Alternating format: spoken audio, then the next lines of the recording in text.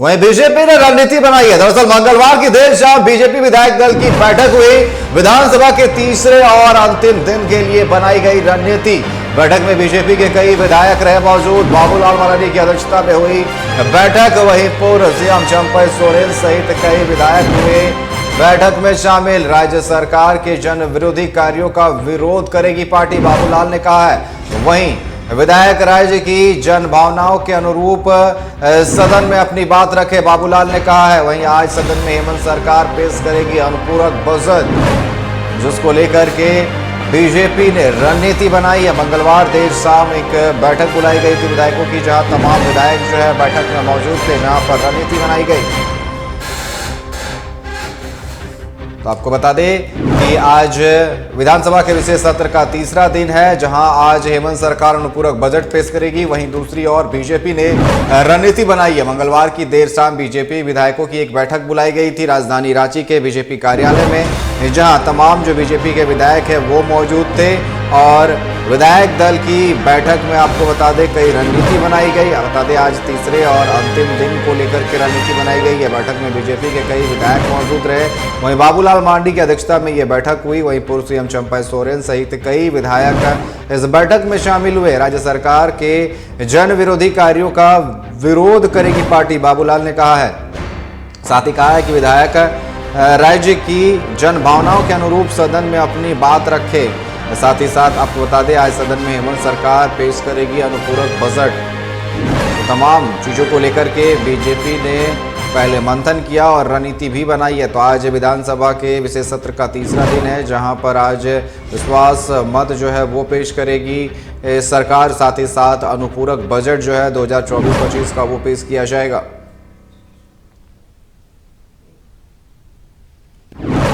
BJP ने रणनीति बनाई है। मंगलवार की देर शाम बीजेपी विधायक दल की बैठक हुई। वहीं इस बैठक में बीजेपी के तमाम जो विधायक हैं वो मौजूद थे।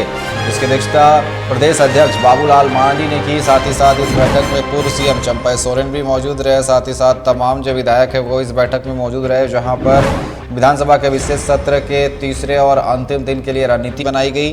जहां आपको बता दें कि आज विधानसभा के तीसरे दिन अनुपूरक बजट जो है वो पेश करेगी हेमंत सरकार 2024-25 का। इसको लेकर के रणनीति बनाई गई है। तमाम जो विधायक इस बैठक में मौजूद थे, तमाम विषयों पर चर्चा की गई और रणनीति बनाई गई है। आपको बता दें कि आज 11:30 बजे जो है विधानसभा के सत्र का तीसरा दिन की जो कार्रवाई है वो शुरू होगी। ऐसे में कल देर शाम बीजेपी कार्यालय में बीजेपी की तरफ से एक बैठक बुलाई गई, जहां पर बीजेपी के तमाम जो विधायक है वो उस बैठक में मौजूद हुए और उस पर रणनीति भी बनाई गई। तो बीजेपी ने रणनीति बनाई है विधानसभा के तीसरे और अंतिम दिन के लिए, जहां आपको बता दें कि आज सदन में 2024-25 का अनुपूरक बजट जो है वो पेश किया जाएगा मंत्री राधाकृष्ण की तरफ से। वहीं आपको बता दें कि आज जो है विश्वास मत जो है वो भी पेश करेगी हेमंत सरकार। तो पूर्व सीएम चंपई सोरेन और प्रदेश अध्यक्ष बाबूलाल मरांडी की मौजूदगी में ये बैठक बुलाई गई थी, जहां पर तमाम जो बीजेपी के विधायक हैं वो मौजूद थे। वहीं आपको बता दें कि बाबूलाल ने कहा कि जनभावनाओं के अनुरूप सदन में अपनी बात रखेंगे। साथ ही साथ कहा कि आज जिस तरीके से तीसरे दिन है, यहाँ पर आज सदन में हेमंत सरकार अपना अनुपूरक बजट भी पेश करेगी।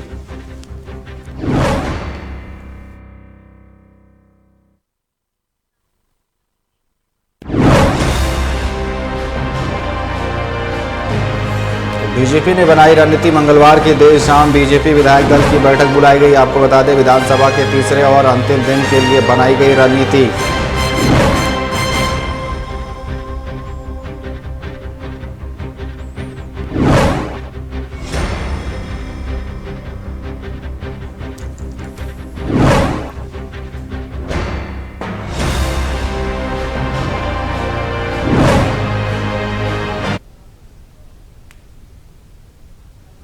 और इस पर अधिक बात करने के लिए हमारे साथ लाइव जुड़ चुके हैं हमारे editor in chief Rakesh Kumar ji. Rakesh ji, जिस तरीके से आज विधानसभा के सत्र का तीसरा दिन है, आज जहां पर हेमंत सरकार अनुपूरक बजट जो है वो पेश करेगी, ऐसे में कल देर शाम जो है बीजेपी के विधायकों की एक बैठक बुलाई गई थी बाबूलाल मरांडी की अध्यक्षता में। वहां पर उन्होंने साफ तौर पर बताया गया कि उन्होंने रणनीति बनाई है आज और अंतिम दिन को लेकर के, क्या कुछ जानकारी है?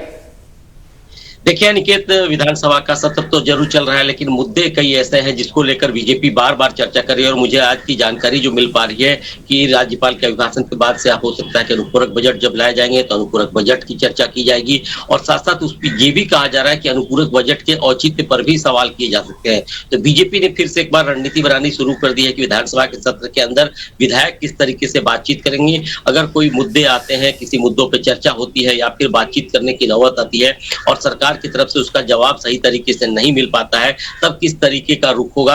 और इस तरह की बातचीत की जाए कि जो मैया सम्मान योजना है, इसको लेकर जो राशि की बात कही जा रही है कि अब किस तरीके से राशि दी जाएगी और वो राशि आएगी कहां से, इस पर बीजेपी ने सवाल पहले भी खड़े किए थे और आज भी लगता है कि इस मुद्दे पे जरूर चर्चा करने की कोशिश की जाएगी। कल देर शाम तक जिस तरीके से बातचीत हो रही थी बीजेपी के नेताओं से, उसमें साफ तौर पर देखा जा सकता था कि कई ऐसे गंभीर मुद्दे हैं जिस पर सरकार का रुख समझना और जानना जरूरी लगता है बीजेपी को। और साथ साथ जनता में भी एक मैसेज देने की तैयारी होगी कि किस तरीके से आने वाले समय में बीजेपी अपनी रणनीति बनाएगी। बैठक के अंदर की बातचीत की जाए तो कुछ संगठन को लेकर के, कुछ सदस्यता को लेकर के, और भावी कार्यक्रम कैसे होंगे सदन के बाद से, सदन जब ये सत्र खत्म हो जाएगा इसके बाद से, इस पर चर्चा की गई है। और साफ तौर पर लगता है कि सदस्यता अभियान तेजी से करना है, संगठन को फिर से एक बार मजबूत करने की कोशिश की जानी है, और साथ साथ आगे की जो रणनीति होगी उस पर कैसे काम किया जा सकता है, इन सारी चीजों पर मंथन किया जा रहा है।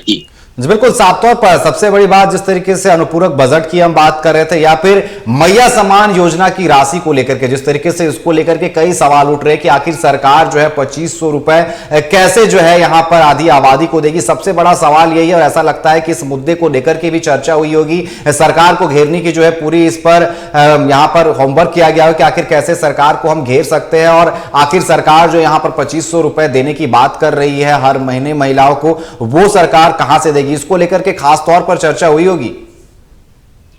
देखिए जाहिर सी बात है कि ये जो राशि आनी है खास करके वो कहां से आएगी, कैसे आएगी, इस पर मंथन जरूर कर रही है, सरकार भी कर रही है और खास करके विपक्षी दल के नेता भी सवाल खड़े कर रहे हैं। आपने देखा होगा कि वित्तीय वर्ष की बात की जाए, वर्तमान की बात की जाए तो निश्चित तौर पे कहा जा सकता है कि बड़ी राशि सरेंडर होने की भी बात आ रही है, और साथ साथ ये भी माना जा रहा है कि शायद आने वाले समय में कई चुनौतियां जो होंगी उससे कैसे निपटेगी सरकार। तो सवाल कई हैं, बीजेपी ने जरूर कई सवाल खड़े कर रहे हैं, लेकिन सरकार की तरफ से भी पूरी तैयारी की गई है, पूरी मशीनरी को इस तरह के निर्देश दिए गए हैं कि जो भी व्यवस्था है राज्य की उसमें कहां से राजस्व की वसूली हो सकती है। और मुझे लगता है कि इस वित्तीय वर्ष के खत्म होने के पहले जिस तरीके से सारी चीजें चल रही हैं अभी फिलहाल, उसमें जब बजट सत्र आएगा उस समय बड़ा आकलन जरूर करेगी सरकार। और मुझे लगता है कि विशेषज्ञों के राय के अनुसार राज्य के खर्च और आमदनी ये दोनों के बीच कैसे सामंजस्य स्थापित किया जा सकता है, इस पर भी चर्चा होगी। तो फिलहाल की बात है, राजनीति है, विधानसभा के अंदर सवाल जवाब हो रहे हैं, और सबसे अहम बात कही जा सकती है कि इस बार जिस तरीके से सदन के अंदर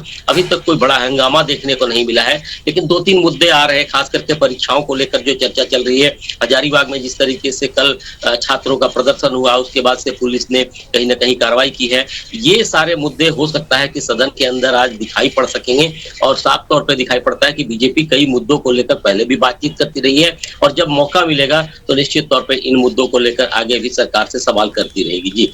जी राकेश, बिल्कुल अब देखने वाली बात होगी कि आज सदन की कार्रवाई किस तरीके से चलती है, क्या विपक्ष यहां पर हमलावर होता है। फिलहाल आपका हमारे साथ जुड़ने के लिए और तमाम जानकारी देने के लिए आपका बहुत बहुत धन्यवाद।